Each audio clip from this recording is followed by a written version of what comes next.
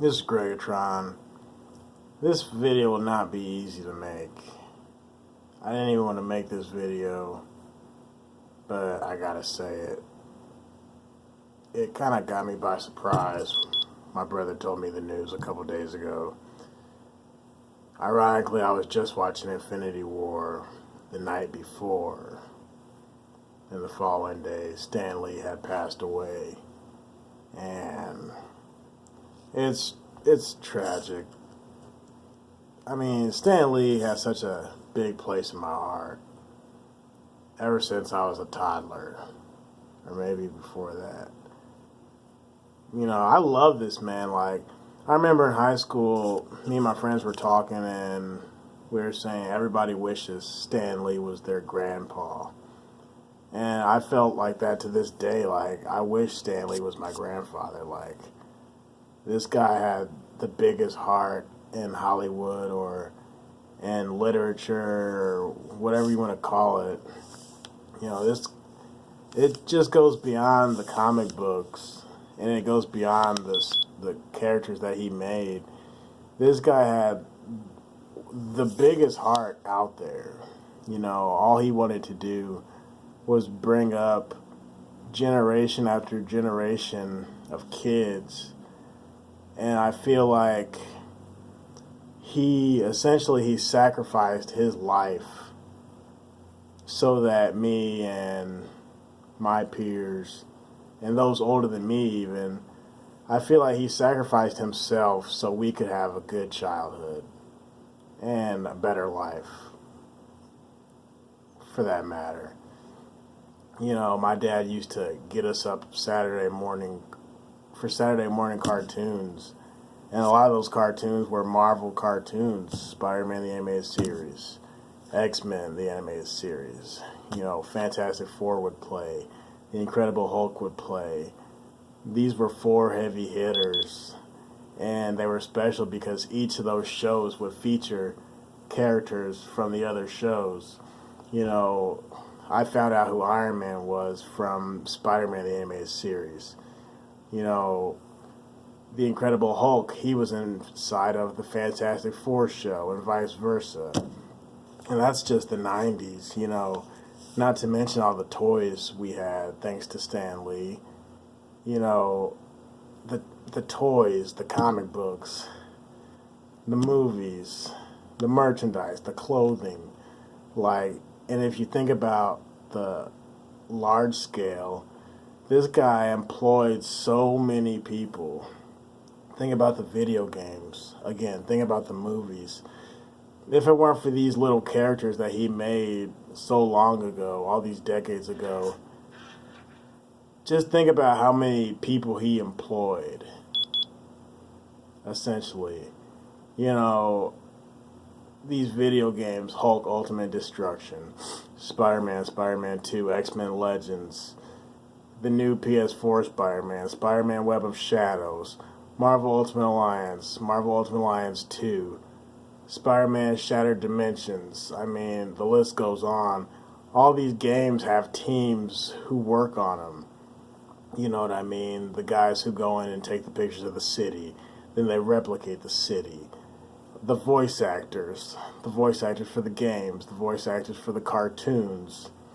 You know, it's endless. The writers of the characters who he made, people who were working under him, or people who branched out, where he still got probably a profit of it. But the writers, the illustrators, the guys who did the coloring, you know, this is all employment in different areas. Think about the movies, the MCU movies, or the Sony movies, or the Fox movies.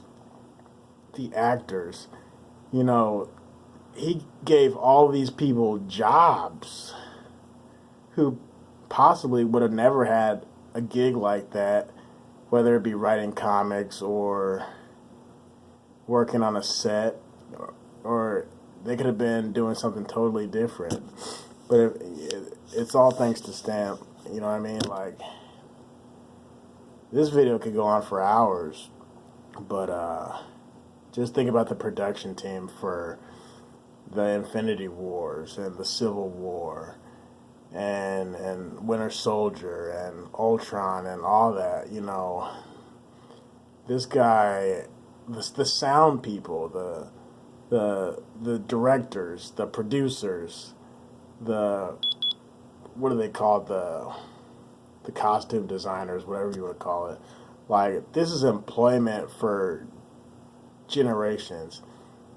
You know, people always argue over how everything's split up between Fox, Sony, and Marvel. At the end of the day, none of this would be possible if it weren't for Stan Lee. Like, you know, Hugh Jackman got a big chunk of money being Wolverine. Robert Downey Jr. is considered the most paid actor in Hollywood, thanks to Stan Lee. Jessica Alba played the Invisible Woman. Nicolas Cage played Ghost Rider. You know what I mean? The list goes on. Chris Evans played the Human Torch and Captain America. Like, yeah, these guys would probably be actors still, but they got such a profit. And a lot of these guys got to actually meet the great Stan Lee himself. Like, this, it breaks my heart that he's gone, because, you know, I remember the VHS tapes. He was featured in the VHS tapes. You know, the DVDs. There was a section in the DVDs where you could go in and listen to his little interviews before or after you watched the show. You know, Saturday morning cartoons. He was featured in the commercials in between the shows, and he would say a little something. You know, the interviews just meant the world to me. You know, Venom is my favorite character, and I was watching Stan Lee's interviews on Venom the day before Venom came out. And another thing, I'm just glad Stan Lee got to see Venom and Black Panther and the X-Men movies and the new Avengers movie. Unfortunately, he couldn't see the final one, but he might have already been in the final one, depending on how quickly they started filming it or whatever. But, I mean, Scarlett Johansson, she got a big chunk of money being Black Widow. You know, Idris Elba is Heimdall. You know what I mean? Like, this, it doesn't stop. Like, this dude did so much for so many people. It's tremendous. It's countless. Like, it's a spider web. Like, this man made kids want to read. He inspired kids to read about arachnids and ants and lizards and scorpions. You know, he inspired us to want to read. You know, the Fantastic Four made us think about space and time travel and all that. Like, I mean, there's other good stuff out there like Godzilla and Power Rangers and DC, of course, but Stan Lee has such a foundation. Like, Uncle Ben, like, what the heck? Uncle Ben? Like, who doesn't want to have an uncle like Uncle Ben? You know, I quote Uncle Ben in real life. Come on, with great power comes great responsibility. Like, Aunt May, like, come on. He gave us Rogue. He gave us Jean Grey, Wolverine, you know, Beast, Hank McCoy, you know, Scott Summers, Colossus, Gambit, you know, people that I love. I love these characters. The Thing, Reed Richards, Susan and Johnny Storm. Like, it doesn't stop. You know, it Captain America, you know what I mean? Like, it doesn't stop. Characters that I love, characters that I grew up with, characters that I've known for however long I can remember. You know, he made the symbiote, Spider-Man and the symbiote, and then later somebody else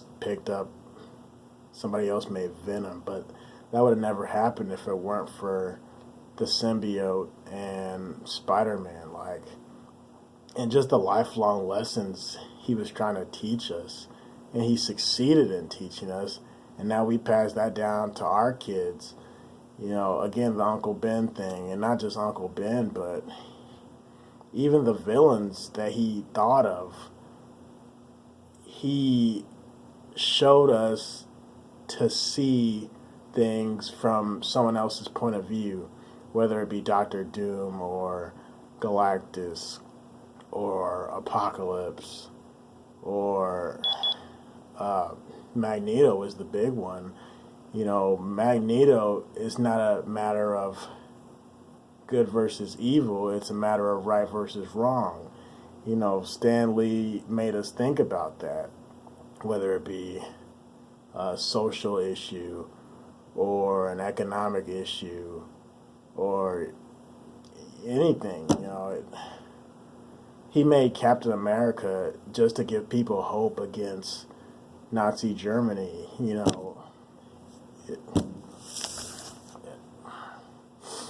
I can't. I can believe he's gone because he was very old. But another thing, I remember watching him in the 90s when I was a kid, and now, when he actually was in his 90s, but he felt like he was the same age the whole time. Like, from when I was little to now I'm in my mid-20s, he felt like he was the same exact age. Like, as I got older, he just stayed the same. So I feel like for the last 30 years, he was 70 years old. That's how I felt. He has been 70 years old for the last 20 to 30 years. Because he's been old. He had been old for a long time, but no one thought of him as this old guy. He was just this champion in everybody's heart. In my heart. Like, you see my videos, the clothing I wear. It's got SpiderMan symbols, and it goes on, man. Like, R.I.P. R.I.P. to one of the greatest minds in modern time. Inspiring kids to read, inspiring kids to just be good kids and good people in general. My niece, she knows these characters now. She knew who Spider-Man was when she was 2 years old. Now she's 4. Like, this is one of the greatest achievements that anybody could dream of accomplishing. And he started out so small. I remember writing a paper on him when I was a kid. He was just an editor for this newspaper company. That's how he started, pretty much. And then he just started doing this little thing, and little by little, these small characters he thought of just blew up. Little by little, they blew up. The Incredible Hulk, I love it. Like I said, this video could be very, very long, but I just wanted to say R.I.P., man, because he was featured in the video games, the movies, obviously. Some of the people who watch these MCU movies or Fox movies or Sony movies or whatever, they don't even read comic books, but they still go to see these movies. And I remember in some of the movies, everybody will start laughing on the Stan Lee cameo appearance, but then the people who don't know who he is, they're like, "Wait, what's so funny, everybody? What is it? Why is everybody?"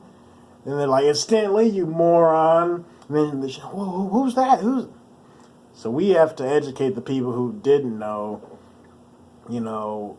But it's just a great thing, Hank McCoy,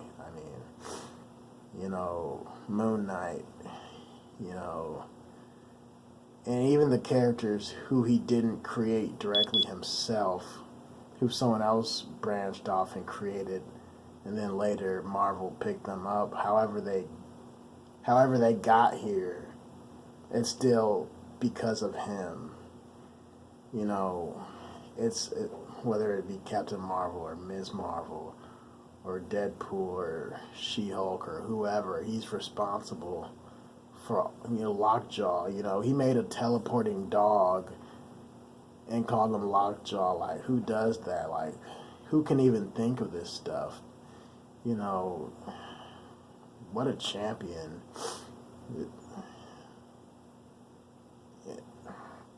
I don't even know Like, I've been thinking about this for 2 days straight. Like, he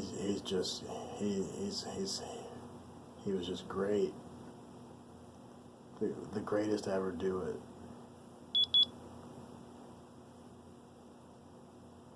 But I'll have to talk to you guys later. I can make a series of these videos about a specific topic, just talking about Stan Lee stuff. You know what I mean? This could go on forever. I mean, it is going on forever.